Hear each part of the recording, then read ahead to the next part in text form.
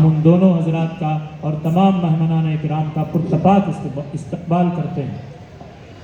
ہمارے آج کے مہمان خصوصی بہت جلد اسٹیج پر تشریف لا رہے ہیں۔ اس کے بعد انشاءاللہ جامعہ کا ترانہ پیش کیا جائے گا اور دیگر کارروائی شروع کی جائے گی۔ چلیے صاحب، نعت شریف کے چند شعر۔ ارشاد۔ پیو جام لیکن قرینے کے اندر، پیو جام لیکن قرینے کے اندر، بڑا لطف آئے گا جینے کے اندر، بڑا لطف آئے گا جینے کے بڑا لطف آئے گا جینے کے اندر۔ تمنا ہے یہ میرے سینے کے اندر، تمنا ہے یہ میرے سینے کے اندر، مجھے موت آئے مدینے کے اندر، مجھے موت آئے مدینے کے اندر۔ اور یہ شعر بطور خاص کہ کہاں ایسی خوشبو گلاب و عطر میں، کہاں ایسی خوشبو گلاب و عطر میں، جو سرکار کے ہیں پسینے کے اندر، جو سرکار کے ہیں پسینے کے اندر، مجھے موت آئے مدینے کے اندر، فرشتے پڑھیں گے نماز جنازہ، فرشتے پڑھیں گے نماز جنازہ، فرشتے پڑھیں گے نماز جنازہ، جو مر جائے مومن مدینے کے اندر، جو مر جائے مومن مدینے کے اندر، تمنا ہے یہ میرے سینے کے اندر، مجھے موت آئے مدینے کے اندر۔ اور یہ آخری شعر۔ تڑپتے ہیں پروانے ہندوستان میں، تڑپتے ہیں پروانے ہندوستان میں، تڑپتے ہیں پروانے ہندوستان میں، شمع جل رہی ہے مدینے کے اندر، شمع جل رہی ہے مدینے کے اندر، تمنا ہے یہ میرے سینے کے اندر، مجھے موت آئے مدینے۔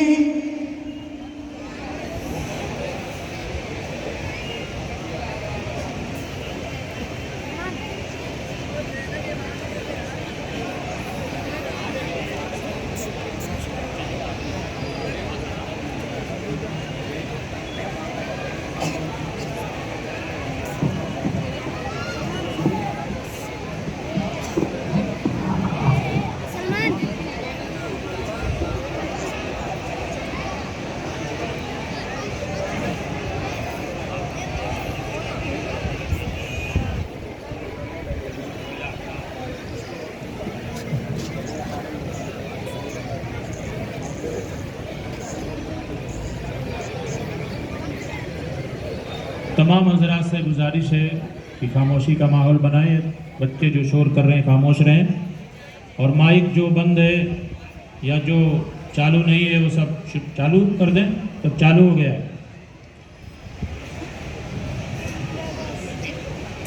جو لوگ کھڑے ہیں وہ بیٹھ جائیں، ادھر مسجد میں بھی بیٹھنے کی جگہ ہے، ابھی اور پیچھے مجمع آ رہا ہے تاکہ اس کو جگہ مل جائے۔ حاضرین گرامی، بیچ میں تھوڑے سے وقفے کے بعد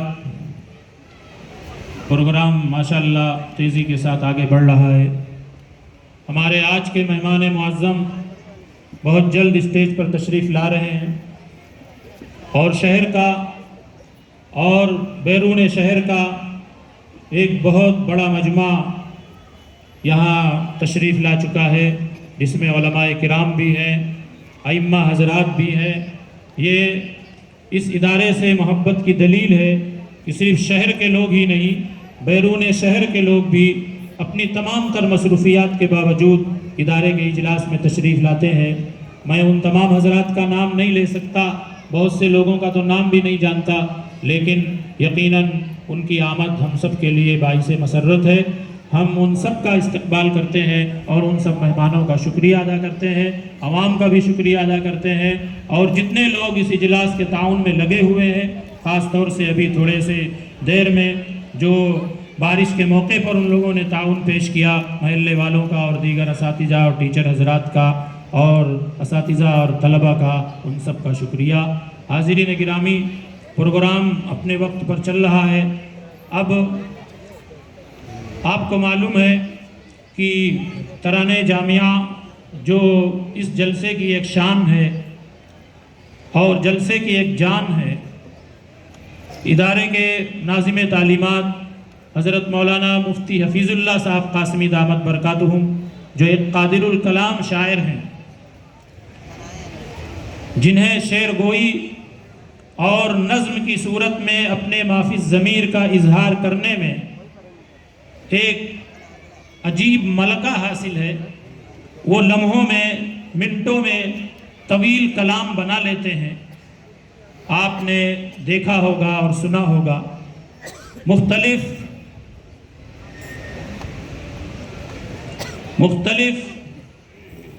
تعزیتی اور تہنیتی موقعوں پر انہوں نے طویل کلام اور طویل قصیدے تیار کیے، جو ملک میں مختلف آوازوں میں اور خوبصورت آوازوں میں پڑھے گئے اور سنے گئے۔ لیکن ان تمام کلاموں میں ترانہ دارالعلوم، ترانہ جامعہ کو ایک الگ ہی مقام حاصل ہے۔ انہوں نے کس جذبے کے ساتھ، کس دلی کیفیت کے ساتھ یہ ترانہ جامعہ تیار کیا ہے، یہ انہی کو معلوم ہے۔ انہوں نے ادارے کی پوری تاریخ اس میں سمو دی ہے۔ یقیناً بہت عمدہ اشعار ہیں۔ میں ترانہ جامعہ کے منتخب اشعار کو پیش کرنے کے لیے دعوت دیتا ہوں حافظ کمال احمد صاحب کو کہ وہ تشریف لائیں اور ترانہ جامعہ پیش کریں۔ ترانہ جامعہ کا نام آتے ہی بہت سے لبوں پر مسکراہٹ آ جاتی ہے، بہت سے چہرے کھل جاتے ہیں، خاص طور سے ہمارے ادارے کے ناظم اعلیٰ حضرت مفتی لعیق احمد صاحب قاسمی دامت برکاتہم، جو آج کے اجلاس کی صدارت فرما رہے ہیں، حضرت مولانا حلیم اللہ صاحب قاسمی دامت برکاتہم، صدر المدرسین اور خازن جامعہ سراج العلوم، اور دیگر اراکین اور حاضرین سب اس سے محظوظ ہوتے ہیں اور تیار رہتے ہیں۔ تو پیش کر رہے ہیں حافظ کمال احمد صاحب ترانہ جامعہ۔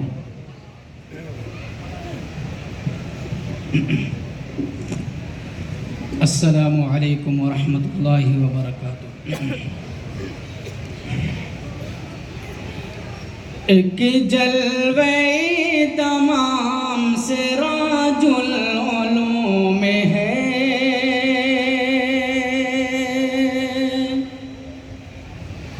ایک جلوے تمام سراج العلوم ہے، الفت بھرا پیام سراج العلوم ہے، الفت بھرا پیام سراج العلوم ہے۔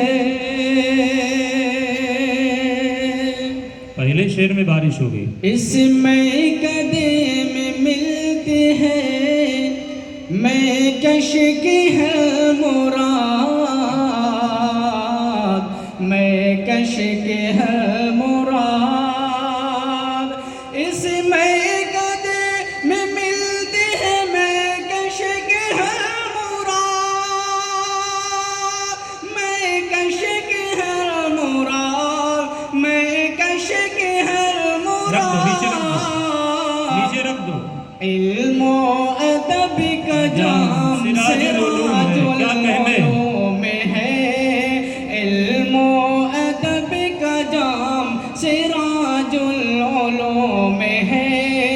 ایک جلوے تمام سراج العلوم ہے، شمع ہے جس کی آج ضیا بار 400 ضیا بار 400 شمع ہے جس کی آج ضیا بار 400 ضیا بار 400 ضیا بار 400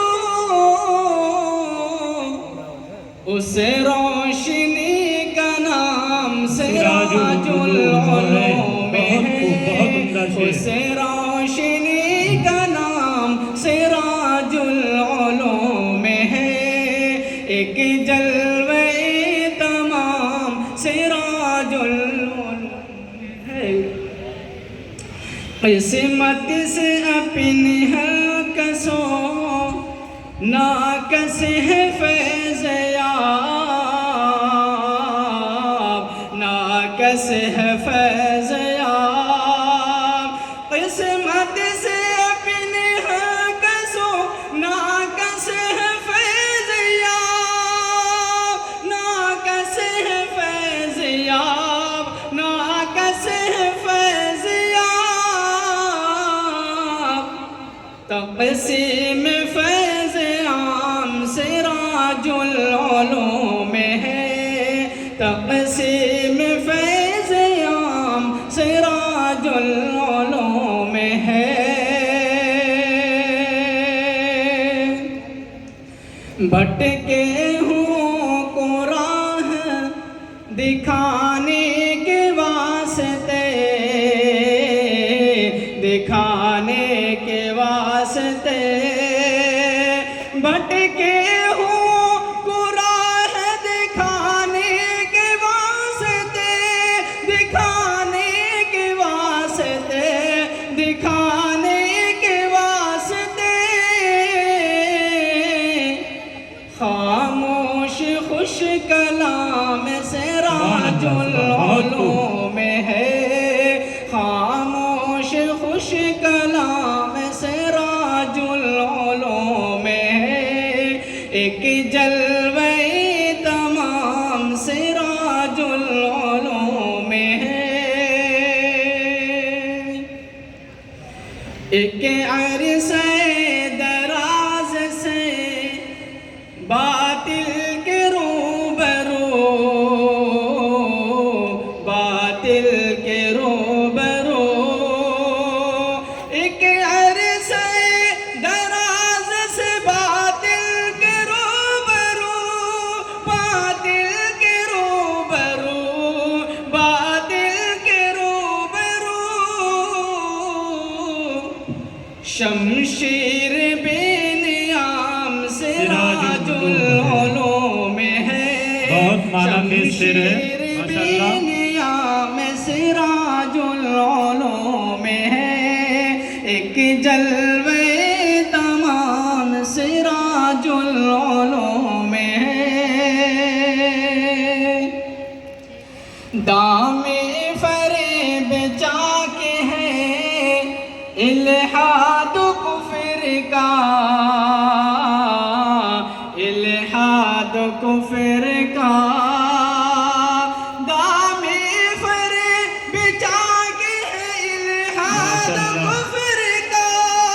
الہاد کفر کا،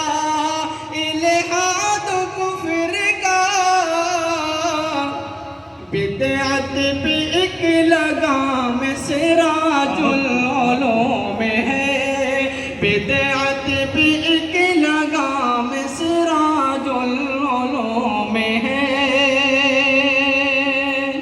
ایک شعر میں پوری تاریخ طلبا کا یہ ہجوم کرشمہ سے کم نہیں،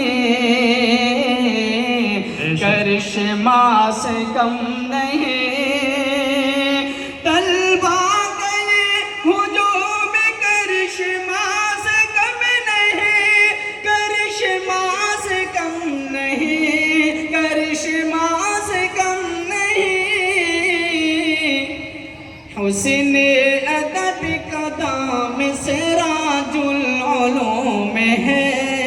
حسن ادب کا دام سراج العلوم ہے، ایک جلوہ تمام سراج العلوم ہے،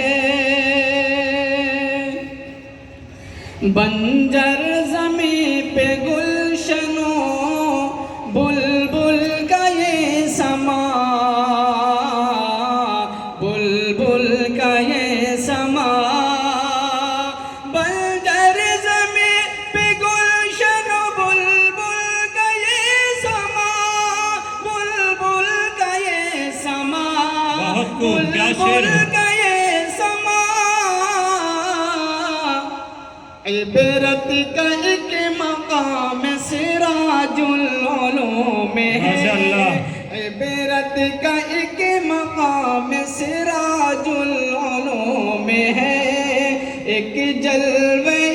تمام سراج العلوم ہے،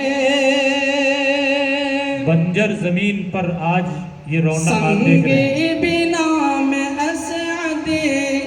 مدنی کا ہے خلوص، مدنی کا ہے خلوص، بے شک بے شک، سنگ بنا میں اسعد مدنی کا ہے خلوص، سنگ بنا میں اسعد مدنی کا ہے خلوص، مدنی کا ہے خلوص، صدیق کا خرام سراج العلوم ہے، صدیق کا خرام سراج العلوم ہے، مولانا اسد مدنی رحمۃ اللہ علیہ اور قاری صدیق صاحب رحمۃ اللہ علیہ کی طرف اشارہ ہے۔ حافظ اما کی حسن صدارت ہے جلوہ بار، صدارت ہے جلوہ بار، حافظ اما کی حسن صدارت ہے جلوہ بار، صدارت ہے جلوہ بار، صدارت ہے جلوہ بار، صدر عشق گام گام سراج العلوم ہے، صدر عشق گام گام سراج العلوم ہے، ایک جلوہ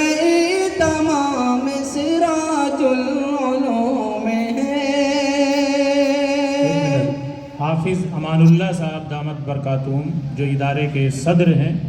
ان کے نام، ان کا یہ نام ہے، ان کے نام کی طرف اشارہ ہے۔ اس وقت وہ علیل اور بیمار چل رہے ہیں، تمام حضرات سے انہوں نے شفا کی درخواست کی ہے، آپ حضرات ان کی شفا کے لیے دعا کریں۔ چلیے صاحب، اگلا شعر بہت ہی عمدہ ہے اور بہت توجہ سے سننے کی ضرورت ہے، اور اسٹیج پر رونق افروز علماء بھی خاص طور سے اس پر توجہ دیں۔ چلیے، مفتی لائق مفتی حذیفہ کی سبحنوں،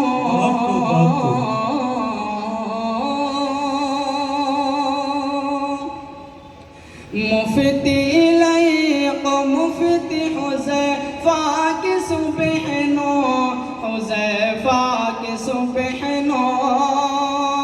مفتی لائق مفتی حذیفہ کی سبحنوں، حذیفہ کی سبحنوں، حذیفہ کی سبحنوں،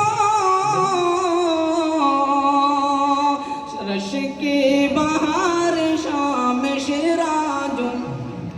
مفتی لائق صاحب دائنی طرف بیٹھے ہیں۔ مفتی لائق مفتی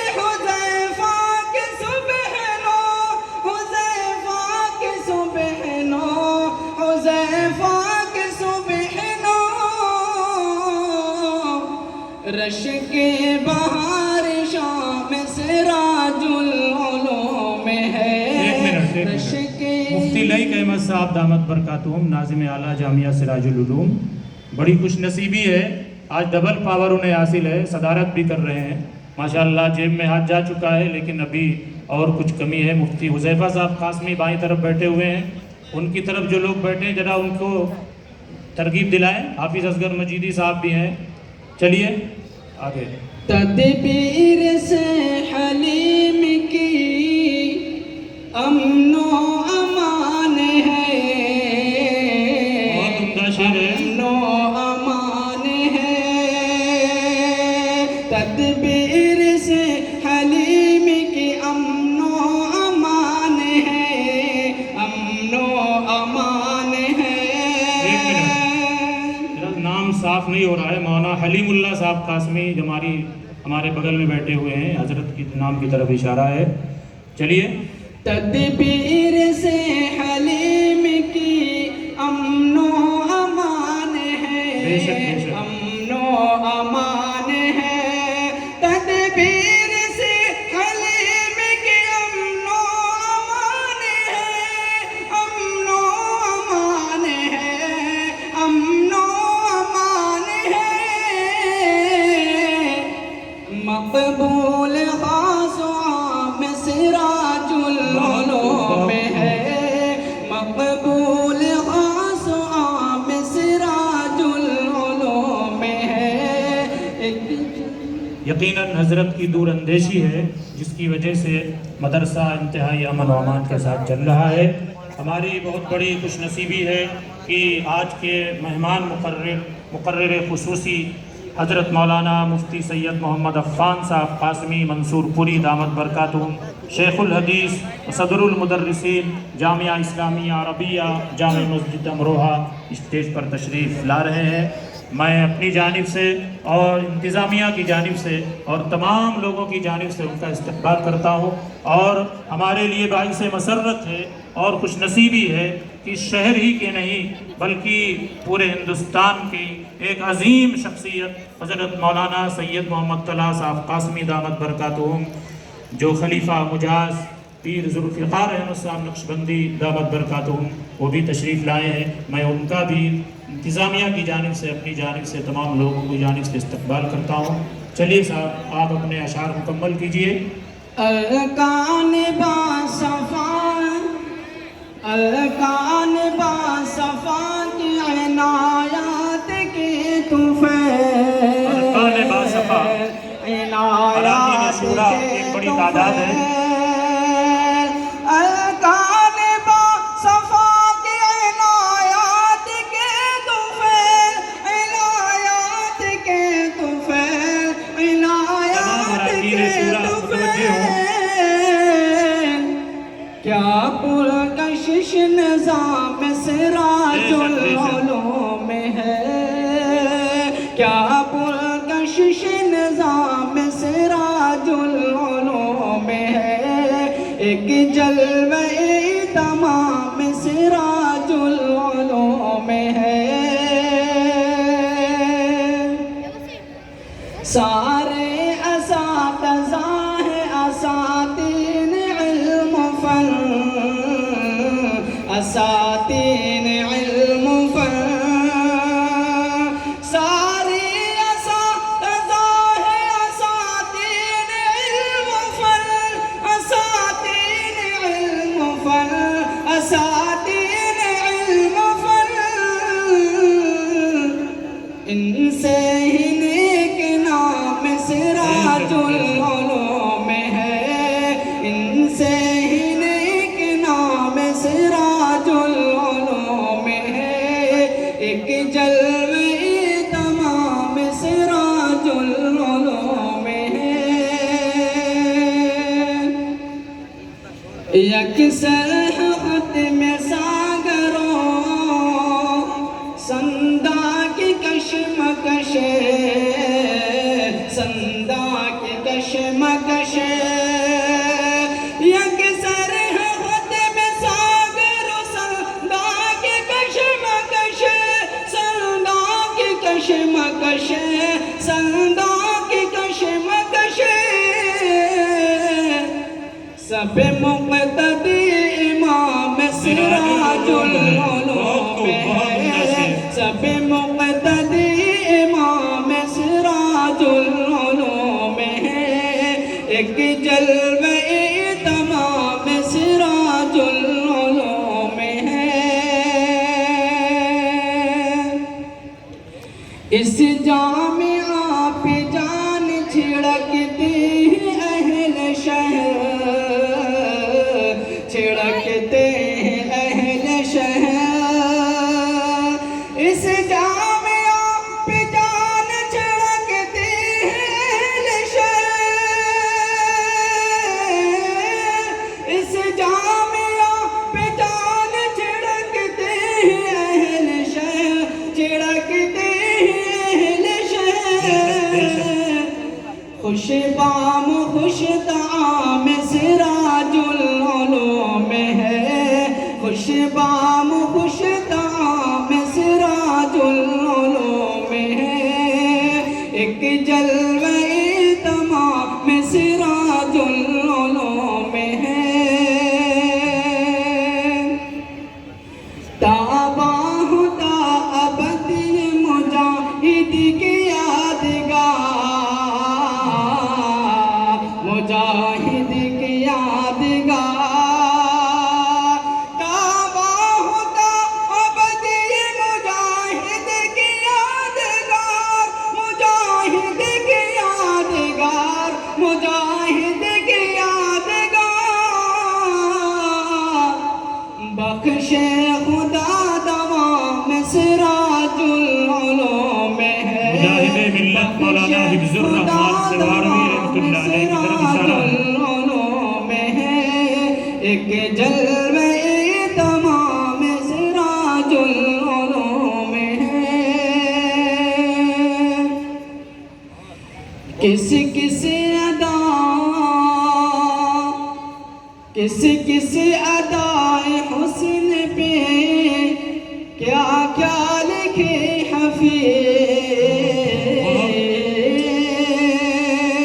کس کس ادائے حسن پہ کیا کیا لکھے حفیظ، کیا کیا لکھے حفیظ، کس کس ادائے حسن پہ کیا کیا لکھے حفیظ، کیا کیا لکھے حفیظ، کیا کیا لکھے حفیظ، بس آخری سلام سراج العلوم ہے، بس آخری سلام سراج العلوم ہے، ایک جلوہ تمام سراج العلوم ہے۔ تا ابد جاری رہے یوں ہی سبیل میں کشی، ساقیہ یوں ہی رہے آباد میں خانہ تیرا۔ مفتی حفیظ اللہ صاحب قاسمی کا تخلص حفیظ ہے جو آخری مصرے میں اس کی طرف اشارہ تھا۔ ماشاءاللہ میں نے کہا تھا ترانے جامعہ سے خوشگوار ماحول پیدا ہوگا، جو کچھ خوش مردگی تھی وہ دور ہو گئی، ایک خوشگوار ماحول پیدا ہو گیا۔ آپ لوگوں نے شاعر کی اور پڑھنے والے کی حوصلہ افزائی فرمائی، اس پر آپ کا بہت بہت شکریہ۔ حاضرین گرامی، ابھی ساتھ ہی میں ہمارے ادارے کے جنرل سیکریٹری حضرت مولانا فیاض احمد صاحب قاسمی دامت برکاتہم تشریف لائے۔ میں تمام حضرات کی جانب سے ان کا بھی استقبال کرتا ہوں، اور اب اس پروگرام کو آگے بڑھاتے ہوئے جس کے لیے یہ بزم سجائی گئی ہے، جن حفاظ کرام کے سروں پر دستار باندھنے کے لیے یہ اجلاس منعقد کیا گیا ہے، 32 حفاظ کرام کی دستار بندی، وہ مبارک گھڑی آ گئی ہے۔ ہمارے مہمان معظم بھی آ گئے ہیں، اور ساتھ میں علماء کا ایک جمع غفیر ہے۔ اب ان حضرات کے مبارک ہاتھوں سے دستار بندی والا مبارک کام انجام دیا جائے گا۔ تمام اساتذہ اس کے لیے تیار ہو جائیں، اور ان طلبہ کو بہت سا انعام شہر کے معزز لوگوں نے دیا ہے، خاص طور سے ہمارے محمد آصف گولڈن صاحب، اور بھی بہت سے لوگوں نے حوصلہ افزائی کی ہے، انعامات دیے ہیں، کتابیں دی ہیں۔ میں ان تمام حضرات کا شکریہ ادا کرتا ہوں۔ تمام طلبہ کے سروں پر، حفاظ کے سروں پر دستار باندھی جائے گی، میں ان کا نام پکاروں گا، اور دستار باندھنے کے بعد جہاں وہ بیٹھے ہوئے ہیں وہیں بیٹھ جائیں۔ میں خاص طور سے آج کے مہمان معظم حضرت مولانا مفتی سید محمد عفان صاحب قاسمی منصور پوری دامت برکاتہم اور پیر طریقت حضرت مولانا سید محمد طلحہ صاحب قاسمی دامت برکاتہم،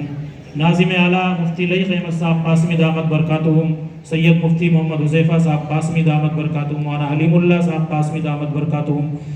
مفتی حفیظ اللہ صاحب قاسمی دامت برکاتہم، دیگر تمام اساتذہ کرام اور مہمانان کرام سے درخواست کرتا ہوں کہ وہ جلد از اس کام کو انجام دے دیں۔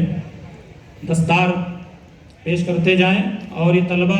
ترتیب سے آتے جائیں، ادھر سے نام ترتیب سے ضروری نہیں ہے کہ اس ترتیب سے آپ بیٹھے ہوں، میں نام پکارتا ہوں، لیکن ادھر سے دائیں طرف سے ایک ایک طالب علم اوپر آتے جائیں۔ حافظ محمد ریان ابن شفیق احمد خان جون پور یو پی، حافظ محمد تمنا ابن محمد ہاشم شیخ مدھوبنی بہار۔ تمام اساتذہ کرام حفظ کے وہ بھی اوپر تشریف لے آئیں۔ نہیں، دستار باندھنی ہے۔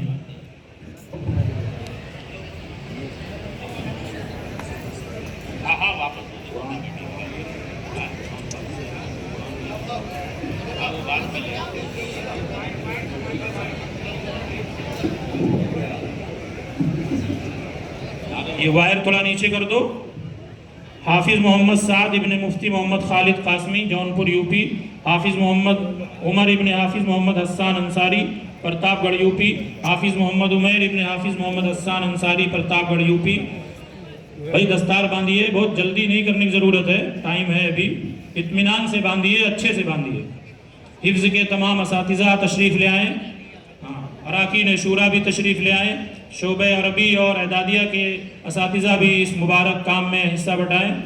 حافظ محمد عمیر ابن حافظ محمد حسان انصاری پرتاپ گڑھ یو پی، حافظ محمد ارشاد ابن محمد شوکت شیخ مدھوبنی بہار، حافظ محمد آصف ابن جمیل احمد انصاری سنت کبیر نگر یو پی، حافظ محمد سلیمان ابن محمد تفضل شیخ مدھوبنی بہار، حافظ محمد عادل ابن محمد عالم شیخ دربھنگہ بہار، حافظ انوار الحق ابن نصر الحق رائن مدھوبنی بہار، حافظ خورشید احمد ابن عبد الغفار شیخ مدھوبنی بہار، حافظ عبید الرحمن ابن شمیم احمد شیخ مدھوبنی بہار، حافظ محمد شاداب ابن عبد الرب انصاری، حافظ غلام رسول ابن مظلوم انصاری مدھوبنی بہار، حافظ محمد عمر ابن محمد اکرام شیخ اعظم گڑھ یو پی، حافظ محمد وسیم ابن محمد سلیم سلطان پور یو پی، حافظ نعمت رضا ابن شہزاد عالم شیخ کشن گنج بہار، حافظ ابو سیف ابن محمد مسرور انصاری جون پور یو پی، حافظ محمد احمد ابن ارشاد احمد خان اعظم گڑھ یو پی، حافظ محمد دلشاد ابن محمد یعقوب شاہ مدھوبنی بہار، حافظ انصار محمد ابن ممتاز احمد انصاری بھیونڈی تھانہ مہاراشٹر، حافظ محمد طلحہ ابن شیبوب انصاری۔ یہ کرسیاں سامنے خالی کر دیں، یہ طلبہ وہیں جا کر بیٹھیں گے۔ حافظ محمد سراج ابن نثار احمد انصاری بستی یو پی، حافظ نوشاد احمد ابن مختار احمد چودھری سنت کبیر نگر، حافظ عبید عالم ابن محمد کبیر شیخ مدھوبنی، حافظ ابو دردہ ابن محمد الیاس خان فتح پور یو پی، حافظ محمد منور ابن محمد حنیف انصاری مدھوبنی، حافظ محمد طالب ابن محمد انظار ہاشمی، حافظ محمد راشد ابن نظام الدین شیخ ارریا، حافظ محمد ثاقب ابن نظام الدین انصاری، حافظ محمد شمشاد ابن محمد عباس شیخ، حافظ محمد ریحان ابن محمود عالم شیخ۔ یہ 32 طلبہ ہیں جن کے سروں پر دستار بندی کا منظر آپ دیکھ رہے ہیں، قابل مبارکباد ہیں ان کے اساتذہ اور ان کے والدین، ان کے رشتہ دار، اور آپ تمام حضرات بھی قابل مبارکباد ہیں۔ آپ تمام حضرات، تمام اساتذہ، سرپرست حضرات، والدین کی محنتوں سے طلبہ تیار ہوتے ہیں۔ خاص طور سے قابل مبارکباد ہیں ہمارے اراکین، محترم جناب حاجی مکرم الدین صاحب بلال سیٹھ، محترم جناب مولانا فیاض احمد صاحب قاسمی جنرل سیکریٹری، مولانا حلیم اللہ صاحب قاسمی خازن، محترم جناب حاجی نثار احمد صاحب واجہ محلہ بھیونڈی رکن شورا، محترم جناب مفتی محمد یاسین صاحب قاسمی رکن شورا، محترم جناب حاجی معراج الدین صاحب، محترم جناب مفتی منصور احمد صاحب قاسمی، محترم جناب مفتی لئیق احمد صاحب قاسمی، مولانا ظہیر الدین صاحب قاسمی، مولانا جمیل الرحمن صاحب قاسمی، محترم جناب حاجی محمد قاسم رستم صاحب، محترم جناب حافظ جمیل احمد صاحب، محترم جناب یوسف آدم میمن صاحب، اور ادارے کے صدر حضرت حافظ زمان اللہ صاحب، दामत बरकातुहुम, जैसा कि मैंने पहले अर्ज़ किया कि वो बीमार हैं और आप हज़रात से उन्होंने दुआ की दरख्वास्त की है। आप हज़रात उनकी शिफा के लिए दुआ करें। काबिल मुबारकबाद है ये तमाम तलबा, तमाम असातिज़ा,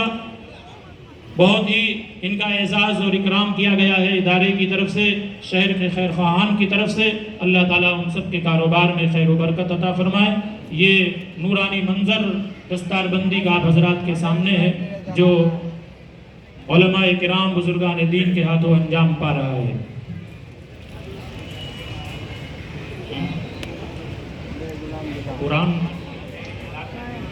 कुरान ऊपर रहने दें, बकिया असातिज़ा एक एक इनाम जो हुफ़ाज़ किराम बैठे हुए हैं उनके हाथों में दे दें।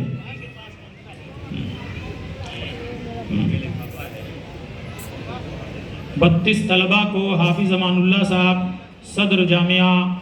सिराजुल उलूम की तरफ से बंद लिफाफा दिया गया है, बहुत वज़नदार लिफाफा है। इसको वही हुफ़ाज़ अपने मुबारक हाथों से खोलेंगे, एक एक लिफाफा उनको दे दिया जाए और जितना इनाम है अब उनके पास जाकर एक एक झोला, एक एक बैग उनको दे दिया जाए। अलबत्ता कुरान ऊपर रहने दें तो बेहतर है, वो बाद में एक एक कुरान वो ले लेंगे। अब इसके बाद ये नूरानी मंज़र दस्तारबंदी का आपने देखा, इन्हीं हुफ़ाज़ किराम के एजाज़ में ये बज़्म सजाई गई है और ये इजलास मुनक्किद किया गया है और आप हज़रात इनकी हौसला अफजाई के लिए तशरीफ़ लाए हैं। ये नूरानी मंज़र आपने देखा। अब इसके बाद मैं अपने एक मोहसिन लड्डन बाबा साहब को याद करता हूँ, शमसुद्दीन लड्डन बाबा। वो जहाँ कहीं भी हो वो स्टेज के पास आ जाएं, अपनी ज़ियारत करा दें। एक बहुत बड़ा काम वो परमिशन का अंजाम देते हैं, ये हम लोगों के लिए बहुत आसानी पैदा फरमाते हैं। अल्लाह ताला उनकी ज़िंदगी में बरकत अता फरमाए। जहाँ कहीं भी हो वो स्टेज के पास तशरीफ़ लाएँ। अब इसके बाद एक अहम चीज़ जो आप हज़रात के लिए भी बहुत अहम है, अगरचे मैं कहता हूँ कि वो एक खुश मौजू है, रिपोर्ट जामिया हाजा, क्या आया क्या गया कहाँ खर्च हुआ, लेकिन जो शख्सियत आपके पास वो रिपोर्ट लेकर आएगी और पेश करेगी, वो उस खुश्क मौजू को भी तर बनाकर आप हज़रात के सामने पेश करती है। ये मलका उसको हासिल है। मेरी मुराद इससे पैकरे देहानत व अमानत जामिया सिराजुल उलूम के सदरुल मुदर्रिसीन और खाजिम हज़रत मौलाना हलीमुल्लाह साहब कासिमी दामत बरकातुहुम, मैं उनसे दरख्वास्त करता हूँ कि वो माइक पर तशरीफ़ लाएँ और किस शफ़ाफ़ियत के साथ इस इदारे में हिसाब किताब अंजाम दिया जाता है और किस तरह से हिसाब किताब होता है वो उसकी रिपोर्ट पेश करें। हज़रत मौलाना हलीमुल्लाह साहब कासिमी दामत बरकातुहुम।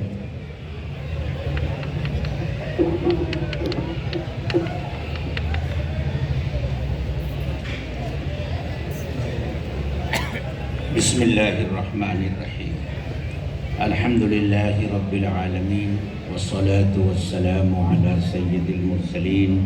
व अला आलिहि व अस्हाबिहि अजमईन। हज़रात उलमाए किराम, बुजुर्गान मोहतरम, इस वक्त आप जामिया के 35वें इजलास आम में तशरीफ़ फरमा है। मुसलसल 35 सालों से हर इजलास में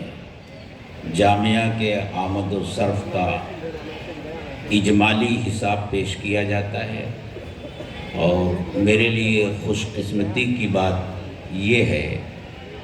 कि शुरू से लेकर अब तक मुसलसल ये सआदत मेरे ही हिस्से में आती रही है। आप हज़रात को हर साल सालाना जलसे में इस मदरसे की मुख्तसर तारीख़ बताई जाती है, उसके बानियों के बारे में बताया जाता है और उन बुज़ुर्गों के ताल्लुक़ से बताया जाता है जिनकी दुआओं के तोफ़ैल ये इदारा जो चंद तलबा और एक उस्ताद से शुरू हुआ था, अल्हम्दुलिल्लाह आज एक काफ़िले की शक्ल अख्तियार कर गया। वक्त कम है, 10 बज चुके हैं और अभी हमें हज़रत का तफसीली बयान सुनना है, इसलिए मैं कुछ अपनी गुफ्तगू को तवील नहीं करूँगा। बस इतनी बात कहूँगा कि हमारे मुल्क में लाखों से ज़्यादा جو مکاتب دینیہ اور مدارس عربیہ ہیں، یہ اللہ کا ہمارے لیے بڑا انعام ہے،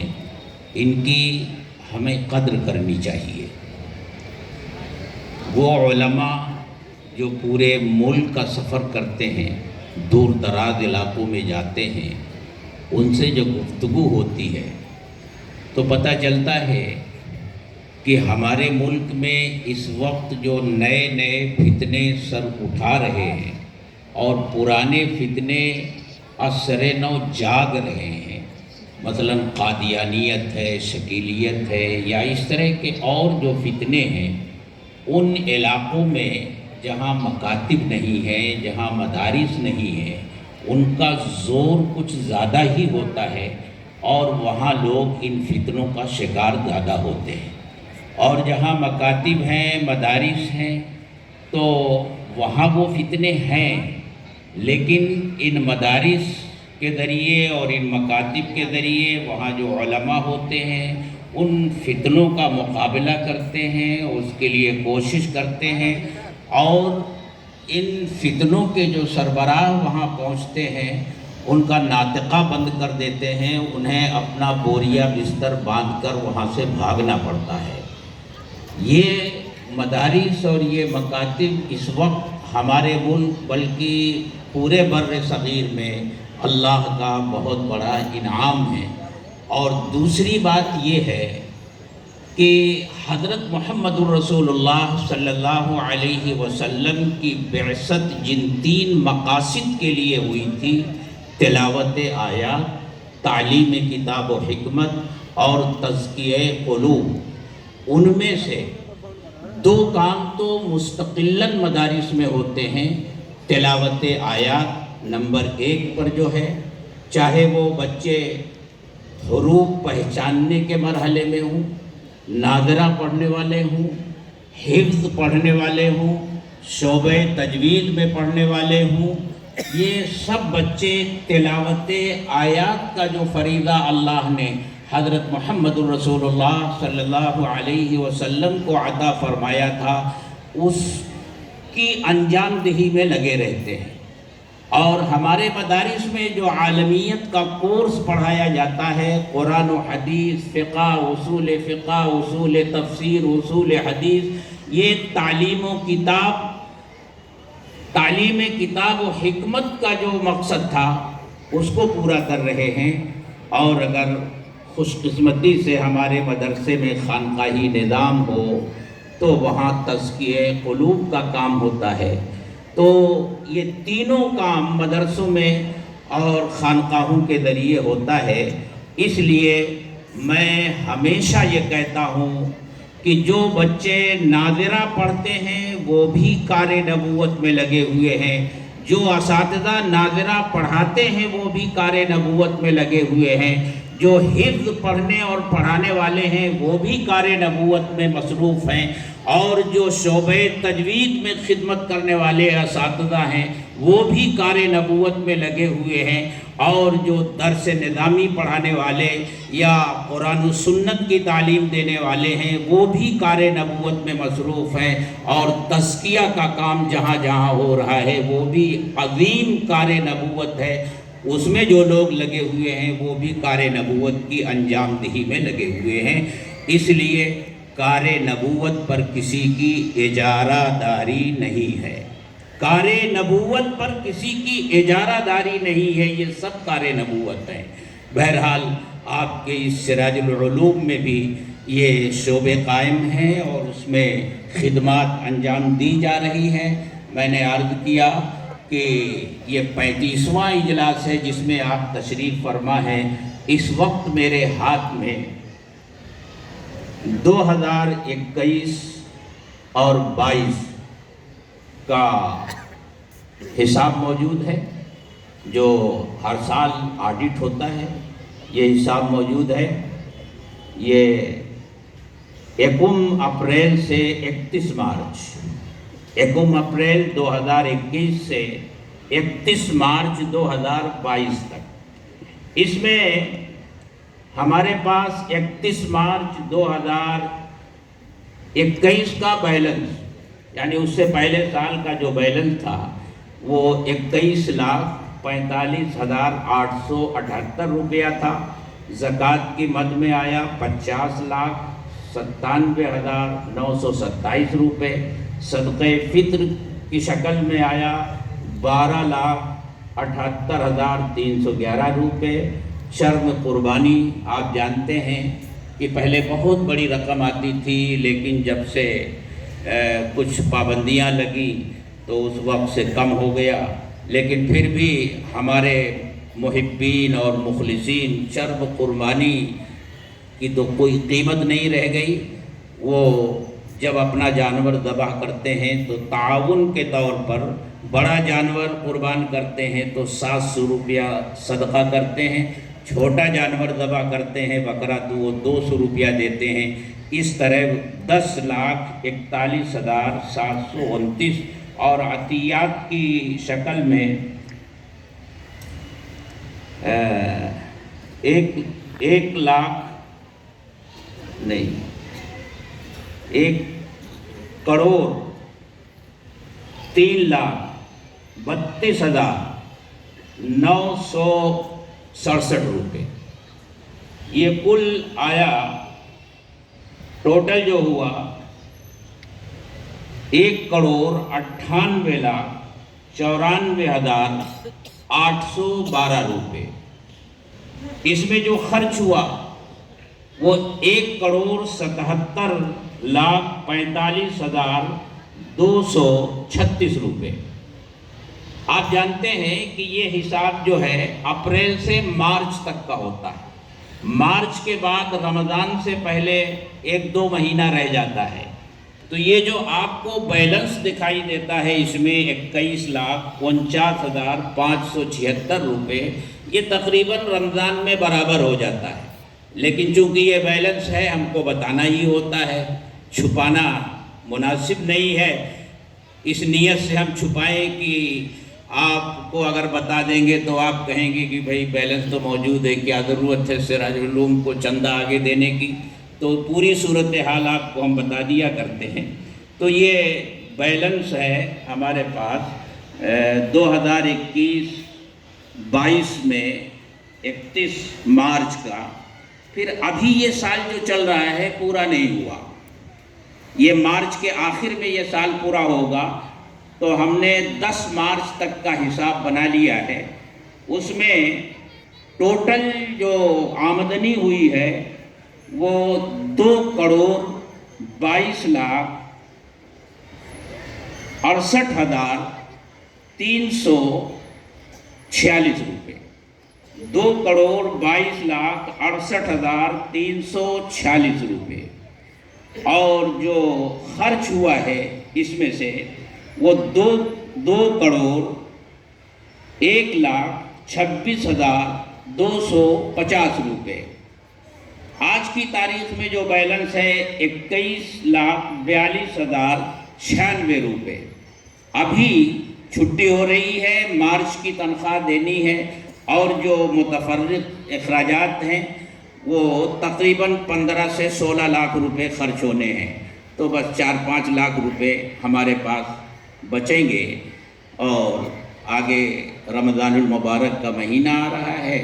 آپ حضرات کے سامنے یہ ساری تفصیل ہے. ایک بات اور میں آپ کو بتا دوں کہ اس وقت یہاں جو نظام چل رہا ہے اس میں طلباء کی کل تعداد، طلباء اور طالبات، پرائمری، ہائی اسکول اور عالمیت کا کورس، درجہ حفظ اور شعبہ اعدادیہ سب ملا کر کے 2,070 بچے اور بچیاں یہاں پڑھتے ہیں. اس میں سے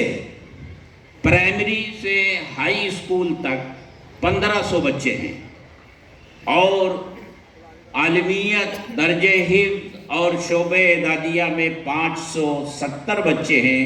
جن میں سے 412 طلباء کے قیام اور طعام کا انتظام آپ کے مدرسے میں ہوتا ہے. اساتذہ کی کل تعداد 63 ہے، ملازمین 14 ہیں اور سالانہ خرچ تو آپ کو بتا دیا کہ 2 کروڑ سے زائد ہے. اور یہ سب آپ حضرات کے ہی عطیات سے، زکوٰۃ سے اور صدقات سے پورا ہوتا ہے، اور یہ تعمیری خرچ کے علاوہ ہے۔ آپ کو معلوم ہے کہ یہ بلڈنگ جو بن رہی ہے اس کا پرمیشن 5 منزل کا پرمیشن ہمارے پاس موجود ہے، جن میں سے گراؤنڈ پلس 3، جو ہمارے یو پی اور بہار میں گراؤنڈ کو بھی 1 منزلہ شمار کیا جاتا ہے، تو اس کو شمار کریں گے تو 4 منزل پوری ہو چکی ہے، 2 منزل ابھی باقی ہے، اور درمیان میں لاک ڈاؤن آنے کی وجہ سے اس کی تعمیر کا سلسلہ رک گیا۔ انشاءاللہ رمضان کے بعد وہ کام شروع کرنا ہے، اور اس کے ساتھ یہ جہاں جس گراؤنڈ میں آپ بیٹھے ہیں اس سے بڑا گراؤنڈ اس کے پیچھے ہے، جہاں خواتین کا انتظام کیا گیا ہے۔ تقریباً پوری زمین کا رقبہ 2.25 ایکڑ ہے۔ اس کا بھی پلان بن گیا ہے، ایک وسیع عریض مسجد جو شمالاً اور جنوباً تقریباً 100 فٹ ہوگی، اور وہاں سے لے کر آخر تک اس کا صحن ہوگا، اور پھر پوری عمارت ہے، اس میں پرائمری اور ہائی اسکول کی بھی عمارت ہے، اور طلبہ کے لیے دارالاقامہ اور ان کے درسگاہوں کا الگ نظام ہے۔ یہ سب پلان ہے، منصوبہ ہے، انشاءاللہ اس پر کام شروع ہوگا۔ آپ حضرات جانتے ہیں کہ یہ سب آپ حضرات کے ہی تعاون سے پورا ہوتا ہے۔ امید ہے کہ آپ اس ادارے کو اپنے ذہن میں رکھیں گے، خیال رکھیں گے۔ اللہ تعالی ہم سب کو دینی کاموں میں بڑھ چڑھ کر حصہ لینے کی توفیق عطا فرمائے۔ وآخر دعوانا۔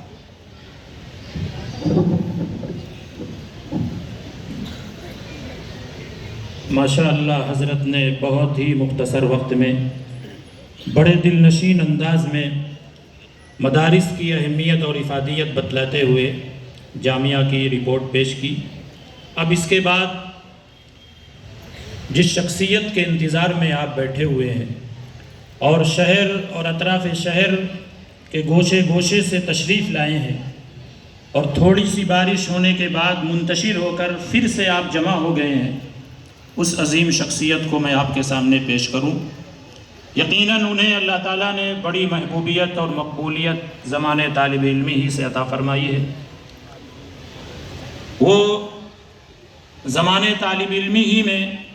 دارالعلوم دیوبند میں ممتاز طلبہ میں شمار ہوتے تھے۔ ان کی تقریر اور تحریر انتہائی دلکش اور دلاویز ہوا کرتی ہے۔ وہاں سے فارغ ہونے کے بعد جامعہ قاسمیہ شاہی مراد آباد میں انہوں نے تقریباً 4 سال تک خدمات انجام دی۔ پھر اس کے بعد جامع مسجد امروہہ ایک بڑا ادارہ ہے، وہاں کے حضرت شیخ الحدیث ہیں، صدر المدرسین ہیں۔ میں آپ کو بتلاتا چلوں، آپ یہ نہ سمجھیں کہ جامع مسجد یہ کوئی ایک چھوٹا مدرسہ ہوگا جو مسجد میں چل رہا ہے، بلکہ ہندوستان میں انگریزوں کے تسلط کے بعد حجت الاسلام حضرت مولانا محمد قاسم نانوتوی نور اللہ مرقدہ نے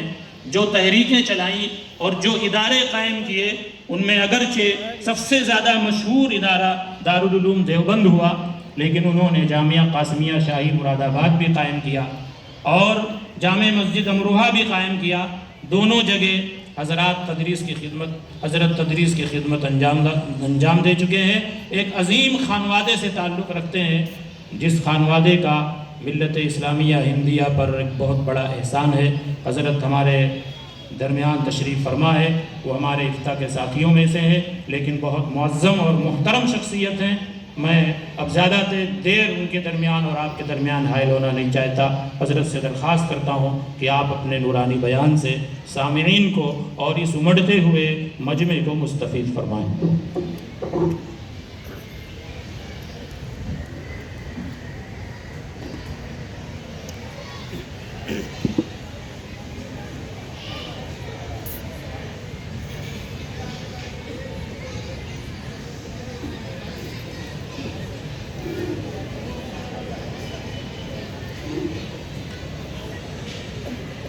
الحمد لله نحمده ونستعينه ونستغفره ونؤمن به ونتوكل عليه ونعوذ بالله من شرور أنفسنا ومن سيئات أعمالنا من يهده الله فلا مضل له ومن يضلل فلا هادي له ونشهد أن لا إله إلا الله وحده لا شريك له ونشهد أن سيدنا ونبينا وإمامنا وسندنا ومولانا محمدًا عبده ورسوله صلى الله تبارك وتعالى عليه وعلى آله وصحبه وبارك وسلم تسليما كثيرا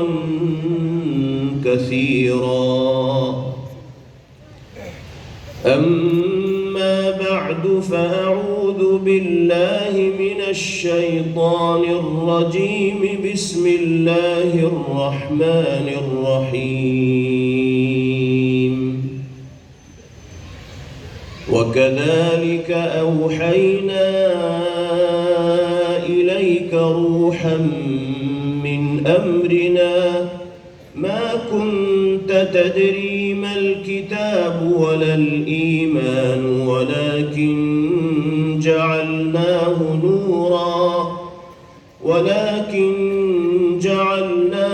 نورا نهدي به من نشاء من عبادنا وإنك لتهدي إلى صراط مستقيم صراط الله الذي له ما في السماوات وما في الأرض ألا إلى الله تصير الأمور صدق الله مولانا العلي العظيم لائق صد احترام صدر باوقار دامت برکاتہم العالیہ، اسٹیج پر رونق افروز نہایت ہی قابل قدر حضرات اکابر عزت و احترام کے لائق حضرات علماء کرام، میرے بہت ہی محترم بزرگوں، بھائیوں اور نوجوان ساتھیوں، ازہر ہند ام المدارس دارالعلوم دیوبند کی معتبر شاخ اور صوبہ مہاراشٹر میں مصروف عمل قائم اور موجود دینی تعلیمی اداروں میں امتیازی مقام کا حامل مدرسہ جامعہ اسلامیہ سراج العلوم کے زیر اہتمام منعقد ہونے والے اس 35ویں اجلاس عام اور جلسہ دستار بندی میں شرکت و حاضری کو یہ گنہگار اپنے لیے شرف و سعادت کا باعث تصور کرتا ہے، اور اس موقع پر جہاں اللہ رب العزت والجلال کی بارگاہ میں تشکر کے جذبات کا اظہار ضروری سمجھتا ہے، وہیں یہ حقیر و گنہگار ممنون و مشکور ہے ارباب مدرسہ کا، منتظمین و اساتذہ کا، اور اپنے بہت ہی مخلص و محب اور کرم فرما رفقائے درس کا، جو حسن اتفاق سے اسی بافیض تاریخی مدرسے میں مصروف خدمت ہیں کہ ان حضرات کی مخلصانہ اور محبت بھری دعوت آپ کے درمیان حاضری کا سبب اور ذریعہ بنی۔ اللہ تعالی دین کی نسبت پر ہم سب کے یہاں جمع ہونے کو اپنی بارگاہ میں شرف قبول نصیب فرمائے، اور قرآن و حدیث کی روشنی میں جو قیمتی اور مفید پیغامات ہمارے سامنے آئے ہیں یا آئندہ آئیں گے، باری تعالی ہم سب کو ان پر عمل کی دولت سے بہرور فرمائے۔ سچائی یہ ہے کہ اپنے دائیں بائیں جانب ان اکابر علماء کرام کو موجود پا کر جن کے کلمات عالیہ اور نصائح غالیہ سے استفادے کو یہ حقیر خود سعادت تصور کرتا ہے، ان کے درمیان لب کشائی کرنا یقیناً جسارت ہے، لیکن بزرگوں کا حکم ہے، اس لیے ان حضرات کی موجودگی میں اللہ رب العزت والجلال جو توفیق دیں گے، قرآن و حدیث کی روشنی میں آپ کے سامنے اس کو پیش کرنے کی اور عرض کرنے کی کوشش کی جائے گی۔ اللہ تعالی صحیح بات کہنے کی بھی توفیق مرحمت فرمائے، اور جو باتیں ہمارے سامنے آئیں اس پر کہنے والے کو بھی عمل کی سعادت سے بہرور فرمائیں، اور سننے والوں کو بھی باری تعالی توفیق عمل سے مالا مال فرمائے۔ اس موقع پر ہم سب کی جانب سے دل کی گہرائیوں سے مبارکبادی کے مستحق ہیں ہمارے وہ عزیز اور خوش نصیب بھائی جن کے سینوں کو اللہ رب العزت والجلال نے کلام مقدس کی حفاظت کے لیے منتخب کیا ہے، چنا ہے، جو حافظ قرآن بنے ہیں، اور در حقیقت جن کے اعزاز و اکرام کے لیے، جن کی عزت افزائی کے لیے اور حوصلہ بڑھانے کے لیے آج کے اس عظیم الشان اجلاس کا انعقاد کیا گیا ہے۔ اللہ تعالی ہمارے ان تمام خوش نصیب حفاظ کرام کے علم میں اور عمر میں خوب خوب برکت عطا فرمائے، ان کو بہترین حافظ و قاری بنائے، عالم بعمل بنائے، اور دین کا داعی اور مبلغ بن کر اللہ پاک ان سب کو زندگی گزارنے کی توفیق مرحمت فرمائے، آمین۔ یہ خوش نصیب حفاظ کرام جس طرح مبارکبادی کے مستحق ہیں، وہیں ان کے اساتذہ کرام بھی مبارکبادی کے مستحق ہیں، اس لیے کہ طلب عزیز کی کامیابی میں اساتذہ کرام کا بہت بڑا دخل اور بڑا نمایاں رول اور کردار ہوا کرتا ہے۔ ہمارے یہ بھائی حافظ قرآن یوں ہی نہیں بن گئے، بلکہ اس سعادت کو حاصل کرنے کے لیے ان کے اساتذہ نے کتنے روز و شب ایک کیے ہیں، کتنی محنت کی ہے، کتنی خواہشات کو قربان کیا ہے ان کو بنانے کے لیے اور سنوارنے کے لیے۔ وہ تمام لوگ ان چیزوں سے اچھی طرح واقف ہیں جو مدرسے کے نظام کو جانتے ہیں اور تعلیم قرآن کے حلقوں میں شامل بچوں کے طریقے تعلیم کو جانتے ہیں۔ اللہ تعالی اساتذہ کرام کو بھی اپنی شان عالی کے مطابق بہترین بدلہ مرحمت فرمائے، اور زندگی کی آخری سانس تک اللہ رب العزت والجلال خادم قرآن اور خادم دین متین بن کر ان کو بھی زندگی گزارنے کی توفیق مرحمت فرمائے۔ ان عزیز بھائیوں کے والدین بھی مبارکبادی کے مستحق ہیں، اور ان کے لیے آج سجدہ شکر بجا لانے کا موقع ہے۔ اللہ نے ان کے دلوں میں یہ داعیہ پیدا کیا کہ وہ اپنے بچوں کو زیور علم سے آراستہ کریں، قرآن پڑھنا سکھائیں، دین کے بنیادی عقائد و مسائل سے ان کو واقف و باخبر کرائیں۔ والدین نے اللہ کی طرف سے انعام کے طور پر حاصل ہونے والے اس داعیے کو عملی جامہ پہنایا، اور ان عزیز بھائیوں کو